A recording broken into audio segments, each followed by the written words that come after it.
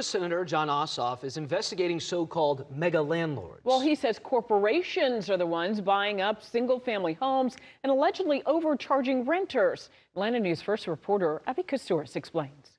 A report published by a professor at Georgia State University found more than 30% of single-family homes here in Metro Atlanta are purchased by out-of-state corporations. That's more than 10 times the national average, and now the trend is spreading to other parts of our state. This map shows how many single-family homes are owned by out-of-state corporations. Exponentially higher numbers around urban areas, especially Metro Atlanta, where corporations own more than half of single-family homes in some counties. Achieving the American dream, I think, it's becoming increasingly hard right now. Matthew Nursey with the Housing Justice League says it's hard to find anything affordable on the market because companies know Georgia's lax tenant protections mean landlords can raise rent, charge fees, forcing renters to dip into savings. But the governor likes to tout Georgia as the #1 state to do business.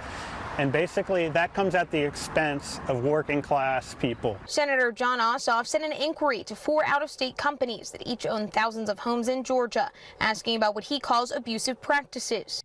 And rest assured that as this investigation continues, we will be taking a deep dive into those rental practices. After asking those companies about the senator's inquiry, we received an unprompted email from the National Rental Home Council, a lobbying group that represents the interest of owner-operators and residents. They provided this statement saying, "We need to stop pointing fingers and start expanding housing options. Companies invest significantly in these communities, renovating properties to high standards, employing local contractors, and maintaining quality housing options." A recent report from the National Low-Income Housing Coalition found the country is short more than 7 million rental homes. Ossoff responding, saying the housing crisis goes beyond the principle of basic supply and demand. We have a housing market with a few major actors who are bringing demand into the state and who have the cash to outbid ordinary Georgia homebuyers.